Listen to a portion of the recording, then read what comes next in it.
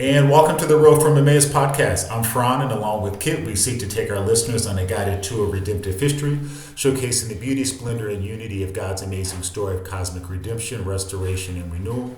We hope that a warm conversational tone and format make an unfamiliar topic for many and intimidating for some more approachable, accessible, and digestible in the process. This is the 46th episode in our journey through the scripture series. We're actually going to jump right back into where we left off too. We were digging into the downfall of David's house, the southern kingdom of Israel. And one of the things that Kit and I left with during our last episode is just the importance of understanding that even in the midst of this thing called entropy, and how this world and even physically is defined by the fact too that things break down and disintegrate, we see that in God's economy. This idea of despair and destruction do not mean that his covenant promises will go unfulfilled, right? That they will reach their true fulfillment. In fact, these things will be realized in Christ too. And so as we jump into that, we're going to kind of wrap up David's downfall today too. And so Kit is to that point, one of the things that we want to examine is how does Hezekiah's temporary reprieve from death serve as a microcosm of Judah's own brief reprieve from destruction? And what does this parallel reveal about the mercy and justice of Yahweh in relationship to David's covenant, which is also Abraham's covenant? So, right. Well, I think the first thing that we need to do is to kind of speak a little bit to Hezekiah. You know, we've kind of thrown that in out of the blue here, and we saw how the northern kingdom of Israel was finally conquered by the Assyrians around 721, 722 BC. And Judah in the south was watching this happen. This was an incursion. The Assyrians came down from the northeast and they made their way down through Syria and then, into the land of Israel from the north and from the east. And so this was a progressive kind of movement and conquest on the part of the Assyrians under Sennacherib. But Hezekiah was the king in Judah at that time. And what happened is the intent of the Assyrians, after they conquered the northern kingdom, seized Samaria, the capital of Israel in the north, Sennacherib's army kept moving south into Judah and came up against, they basically besieged all of the fortified cities of Judah, ultimately with the goal of making their way to Jerusalem itself, which was the seat of Hezekiah's throne, the capital of Judah. And so Hezekiah saw all of this happening, the Judeans saw all of this happening, and they were panicked over it. And interestingly, in the prophet Isaiah, we think of these prophets as their whole books are prophecies, but there's an important transition in the book of Isaiah that runs from, I think, chapter 36 or 37 to 39, that leads into the transition into the final section of Isaiah, which is chapters 40 through 66. A section of comfort and promise and restoration and renewal. But in that little section of 3 or 4 chapters in Isaiah, that little parenthesis, it's a historical passage. It looks like the Kings or the Chronicles or Samuel. It's telling a story, but it's this time of Hezekiah that is that historical parenthesis in Isaiah's prophecy, because Isaiah was the prophet that Hezekiah went to and said, hey, the Assyrians are coming, and what are we going to do? They've already conquered our brothers, the Israelites in the north. They're just smashing and conquering everything in their path. They're an unstoppable force. What are we going to do? And Isaiah prays, and it's revealed to him from the Lord that the throne of David, the house of David, is not going to fall to the Assyrians. There is going to be deliverance from the Assyrians. And so this is this reprieve that is coming to the house of David. And as part of that, again, Isaiah promises that no, the Assyrians will not be able to prevail. And not only do they not prevail, but Judah and David's throne, David's house, David's king sitting in Jerusalem, Hezekiah, they're delivered by a mighty supernatural work at God's hand. What happens is the Assyrians are camped. And essentially, the way the text explains it is that an angel of the Lord goes out, and in the night, the Assyrians, 185,000 of the army of Assyria die. And they wake up in the morning, and here's, this almost 200,000 of their soldiers dead. And in this panic and not knowing what to do, they just retreat and return back to Assyria, back to Nineveh. So God brings this deliverance through Isaiah. He says, not even a single arrow will fly over the wall of Jerusalem. You're not going to have to go out and fight them. You're not going to have to encounter them. They're not even going to come against Jerusalem. And that's how God delivers Hezekiah. Well, then what happens after that? And this is all in that parenthesis in Isaiah 37 through 39. What happens then is Hezekiah gets sick. And he, again, seeks the Lord for a reprieve from his sickness. He's initially told, this sickness is unto death, get your house in order, you're going to die. Well, he prays and the Lord gives him a reprieve, he gives him a lease on life.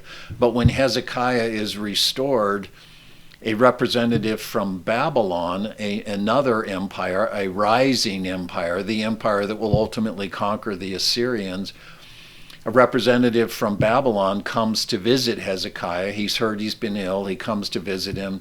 And now Hezekiah's recovered.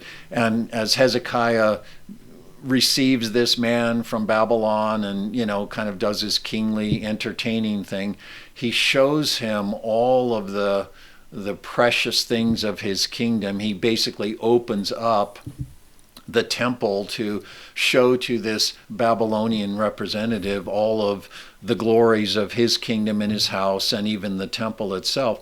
Well, this becomes then a kind of symbolic presaging or pointer to what's going to happen to Hezekiah's kingdom. Hezekiah is delivered. He's given a reprieve from death, a lease on life, which he uses to open up the treasures of his kingdom in Yahweh's house to the Babylonians.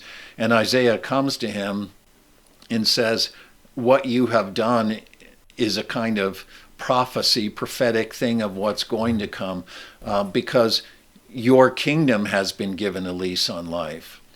It's not going to be destroyed right now like your sister kingdom in the north was destroyed by the Assyrians. Your kingdom, your house, your throne's been given a lease on life, just like you personally have been given a lease on life. But as you have opened up all of the things of God, his temple, his possessions, the holy things, to the observation of this Babylonian representative, so what's going to happen is all of those things are going to be taken by the Babylonians. They are going to become the property of Babylon when Babylon in the future comes against you and does to you what Assyria has done to Israel in the north. So that's what we're talking about here with this question. And people have often said, well, what do we make? Why is this story of Hezekiah's lease on life even in the Bible? And why is there this parenthesis in Isaiah's majestic extended prophecy of this little historical narrative? Well, this is the reason why. What happened with Hezekiah is a kind of picture of what's going to happen to his kingdom. And so, yes, Judah is going to endure for another century and a half, just as Hezekiah, I think, got a 15-year lease on life.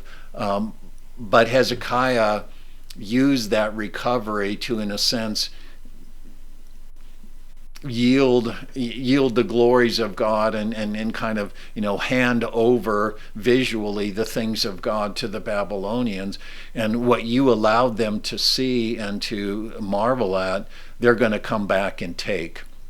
when they destroy the city and the sanctuary and take all of the holy things away. So this is only a temporary reprieve for Judah as well. It will ultimately find its own destruction.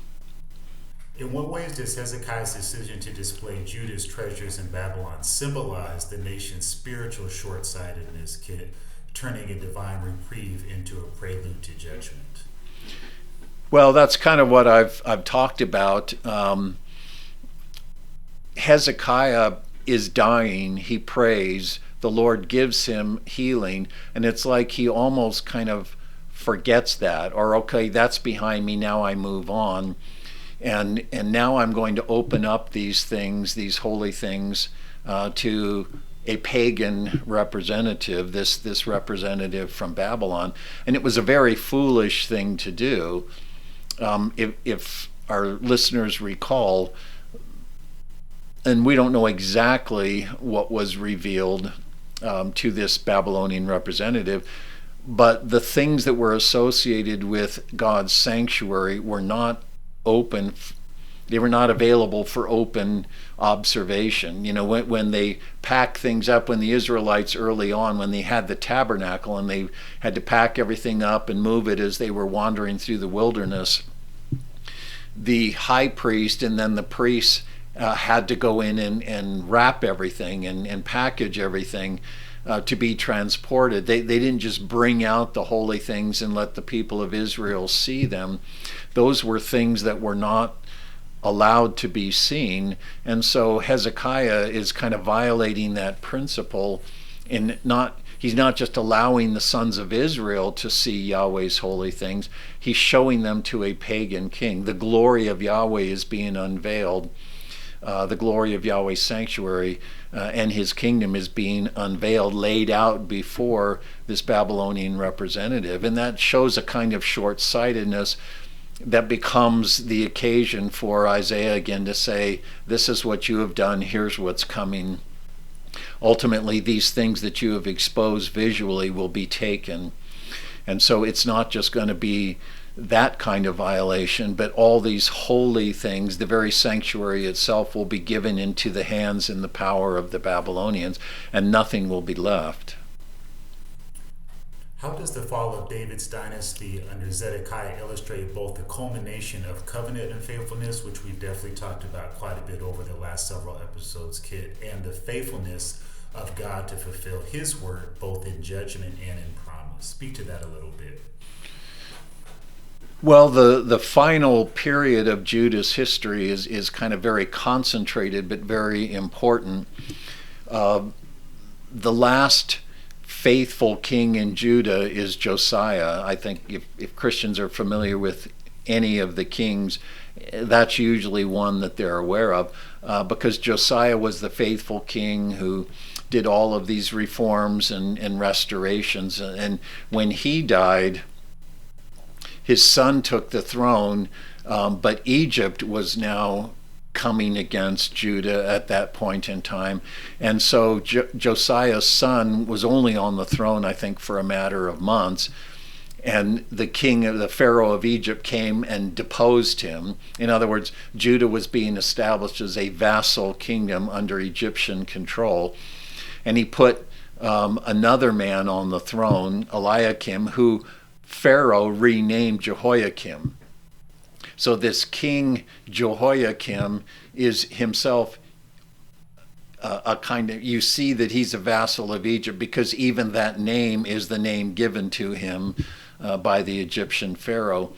So he's on the throne for a while, and then Babylon is now moving against that part of the land of Canaan, and the Babylonian army overthrows the Egyptian control, and so essentially now what happens is Judah becomes a vassal of Babylon because Babylon drives out the Egyptians. So what happens then is that Jehoiakim's son, Jehoiakim, comes to the throne of Judah, but he is deposed by the king of Babylon, by Nebuchadnezzar. And what happens then is Nebuchadnezzar doesn't put Jehoiakim's son on the throne, but Jehoiakim's uncle. And he renames him Zedekiah. So the last king of Judah now sits on that throne as a vassal of Babylon with a Babylonian name, just as Jehoiakim had a Egyptian name.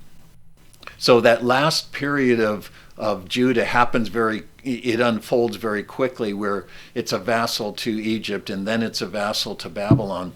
But an interesting thing about that, with Jehoiakim, the son of Jehoiakim, he becomes effectively the last in the line of the kings of Judah, because the only king that comes after him, Zedekiah, is actually his uncle. He's not a descendant of Jehoiakim. And you say, okay, well, why does that matter, or who cares?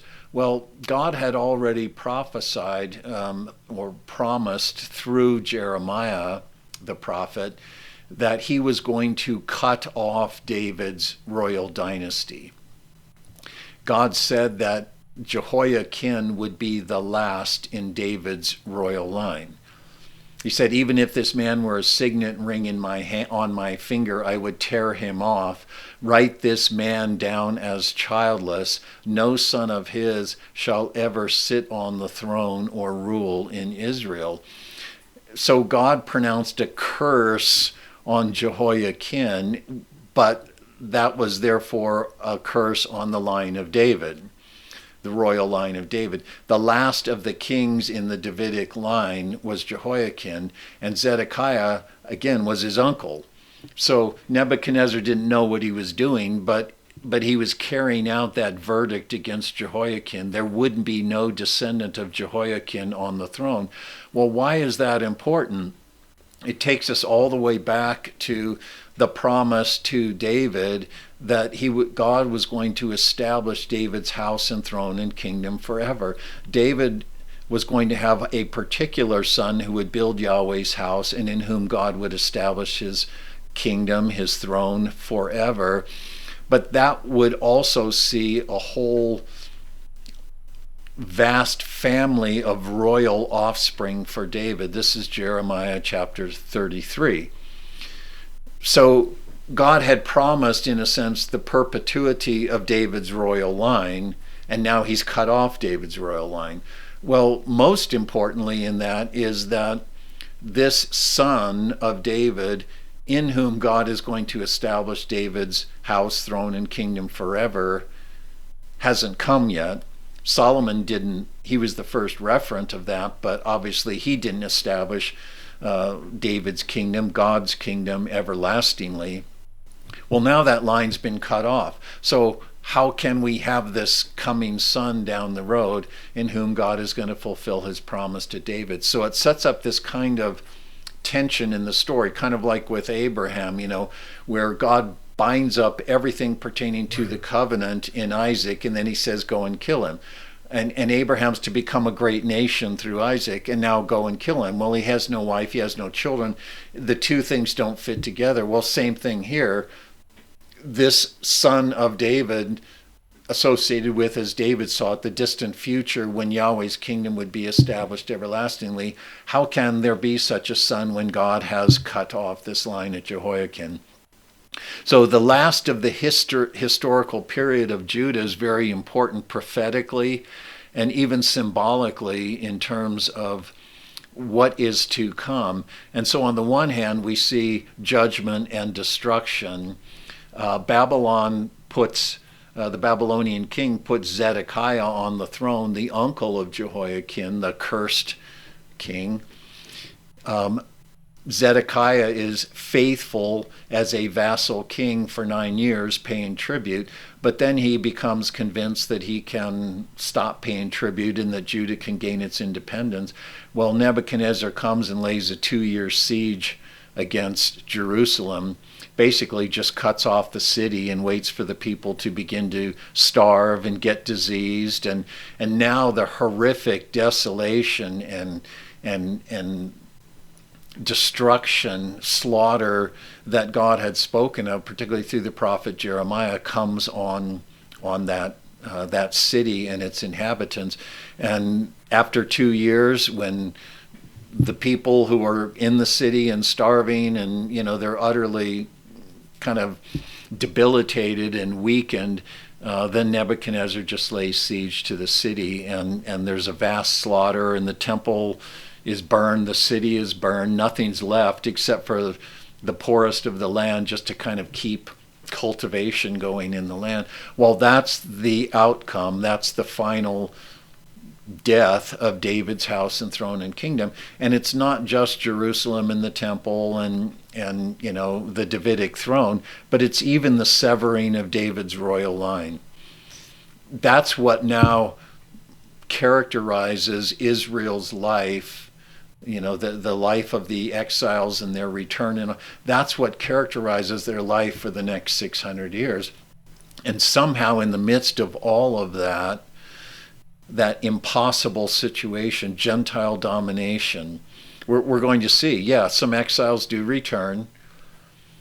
Under Cyrus, when the Medo-Persian, he was a Persian king, when they conquer the Babylonians, they allow exiles to return to Judea. That's where the term Jew emerges.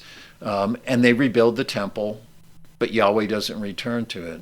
And they eventually, later under Nehemiah, they rebuild the city walls, and Jerusalem and Judea are once again kind of established, but there's no son of David on the throne, and Yahweh's not in his temple.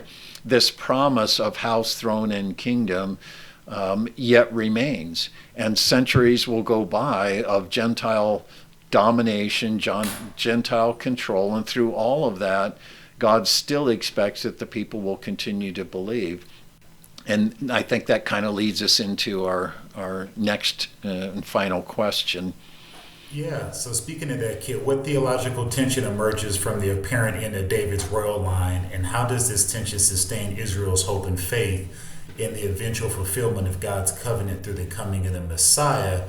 And even as we wrap up the episode, love you to even talk about the political implications for how we move and navigate in our present contemporary world, because I think this is an area a lot of believers are misinformed, and it actually does lead to our worldviews and the way we operate, Kit. So speak to that if you could. Well, I think the first thing to say is that, again, what God required of his covenant people during those long centuries, this siege of Jerusalem and the final desolation of Jerusalem, the end of David's house, throne, and kingdom occurred in 586 BC. And from that point forward, it seemed to be an utterly hopeless situation. Even if Israel could somehow, gain its freedom or whatever, or kind of, restore and recoup things, God had cut off David's royal dynastic line. He cut off David's line. So how could there ever be another son of David on the throne? They couldn't really recover the kingdom without a son of David on the throne. So even if they could physically return to Judea, even if they could physically rebuild the temple, even if they could physically restore Jerusalem and, some semblance of the Judean way of life that had been destroyed by the Babylonians, they could not recover the kingdom because God had cut off David's line. There was never going to be another son of David out of that royal line on the throne. But yet at the same time, God had promised that he was going to do that. And when we look at the prophets during that period of exile and after that exile, when you even see Haggai, Zechariah, Malachi, when the people have come back and are rebuilding the temple, God is very adamant that desolation and destruction, that downfall of David's tent, David's tabernacle is not the final word. God is going to arise. He's going to return. He's going to restore. He's going to liberate. He's going to establish his own presence in his sanctuary again. And he is going to raise up David's fallen tent and see to it that the kingdom promised to David is established. So the people, my point is, the people have to believe God for what he's promised, even though logically it seems impossible. Just like with Abraham, he had to believe that God meant both things. I will make you a great nation through this son Isaac, but kill him while he's an adolescent and has no children. It doesn't work. How does it work? Well, the author of Hebrews says Abraham just reasoned God was going to raise him from the dead. Because the only way that both of those things could be true, he needed to offer Isaac in death. He needed to kill him as an offering. But he also believed Isaac was going to be the one through whom God would make Abraham a great nation. So that meant only one thing. God was going to raise him from the dead. Well, in the same way, the people of Israel, through all of those centuries after the destruction of 586 BC, they had to keep believing that God would do what he said in the context of impossibility. Well, what ended up happening, they rebuilt the temple. They came back again. The Syrians, Cyrus, the Persian king, allowed exiles to return. The short story is that the temple was finally rebuilt and finished in 516 BC, but Yahweh didn't return. It was just an empty temple. But they did rebuild the temple, and they were back in the land. But that started what's called the Second Temple period, that takes you from that to the time when Jesus was born into that Second Temple period, because that Second Temple was destroyed by the Romans in 70 AD. But that Second Temple period saw the development, the progress of Jewish theology, Jewish hope with respect to how God was going to do what he was going to do. They kept believing, yes, Yahweh has said he's going to return. He's going to throw off the Gentile yoke. He's going to liberate us from our captivity, our bondage. He's going to restore us. He's going to once again reestablish David's house, throne, and kingdom. That's what the prophets had told them. Well, they started thinking about how that was going to happen, and it became, over time, more and more of a political and a national thing.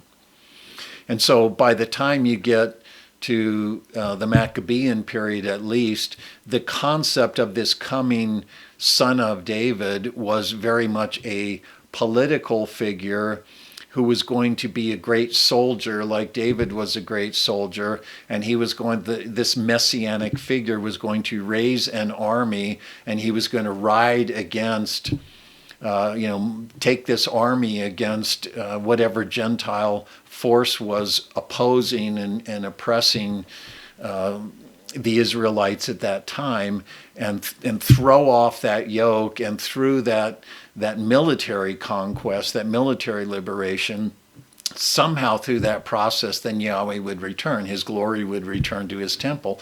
And so, you had the Maccabeans, Judas the Maccabean. People thought he was the Messiah when he led that, revolt against I can't, it's escaping me in the moment, but the Seleucids, Antiochus Epiphanes.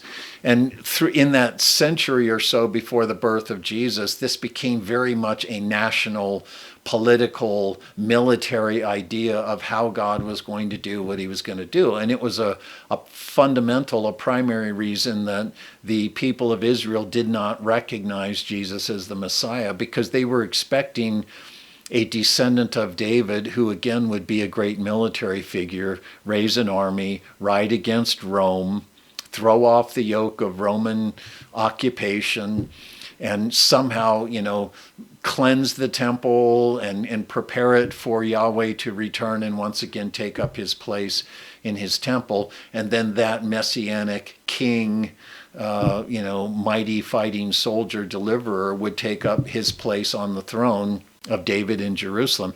That was the way they thought this was going to happen. And Jesus didn't present himself at all in that way.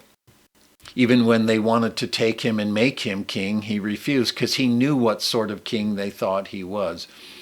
Anyway, the point of all of that, to kind of get to where you're going with this, is that we have to be very careful that we don't fall into that same trap of a national political, natural-minded kind of understanding of how God is building his kingdom and how he's going to do what he's going to do. And so, you and I have talked about how Christians tend to kind of fall out on one side or the other in terms of their relationship with the world they inhabit and their government and their hope of Christ's kingdom and how this is all going to come together. And we tend either on the one hand to have kind of this retreatist idea, let's just go hide in our conventicles and in our houses and wait for the rapture to come. Let's just kind of retreat from the culture altogether. Or the other side is this kind of Christian nationalism and, God's an American or he's a Republican or whatever. Or even just the idea that what we need to do is we need to form political action committees and we need to, give ourselves to a lot of political action seeking to get the right politician in office or get the right policies passed. And even though neither of those two things is the right approach to it, we do have to be involved in our culture. I mean, because we are to be the fragrance of Christ, right? We are to bring that to bear. And I think biblically what we see is that we recognize that no king, no ruler, we see this in the history of Israel and Judah, even the best kings in Judah could not turn the tide of the general cultural rot, the trajectory that was, marking out the progress of Judah towards its own desolation. Josiah, that great king, his rule ends on the note of Egyptian conquest, which yields to Babylonian conquest. So even with everything Josiah does, and even with his greatness, this is all going away, is the point that I'm making. And so we, in the same way, can't think, if we just get this guy elected, if we just find a Christian president or a Christian representative or whatever, that's going to be the solution. Because the kingdom of God is not it's not a kingdom like the kingdoms of this world, but it is a kingdom that permeates and transforms this world. When Pilate said to Jesus, "Are you a king? You don't look like a king. Where's your army? Where's your power? You're just a powerless, weak man under my authority. You're not a king. What is this about?" And Jesus said, "I'm not a king in the way you think of kings and kingdoms and power and authority. My kingdom doesn't originate in this world. It's not of the sort that you find in this world, but it is a kingdom that's going to eventually take into its grasp and transform the whole world." So what that means, I think, to us is that, yes, we have to be engaged in the culture. Yes, we have to be salt and light. Yes, we have to be speaking truth to power. We need to be proclaiming Christ's lordship, that the powers and the rulers and the authorities are ultimately subject to a greater king. But the way that we assert and promote his kingship is by being bearers of his fragrance and testifying to his lordship in the way that he showed authority in the world, which is a kind of submissive, loving, serving. Jesus said, "I am Lord and Master, but I'm not among you as one who is served, but one who serves." And he washes their feet and says, "This is how you understand that I am the Messiah, that I am the Lord." So yes, we have to be engaged in the culture, but to the extent that we think that political power or military power or whatever has anything to do with the kingdom of God in that way, we're missing it, because the kingdom that we're a part of and that we're promoting doesn't look like the kingdoms of this world. And when we do politics and economics and military power and nationalism, according to the way that the nations operate, according to the way kingdoms operate, we're really denying what Jesus told Pilate. So we could go on and on and on with that, but I think that these are things that we need to think about, because certainly in our culture, there's a whole lot of energy in the church that goes towards political things and political hopes.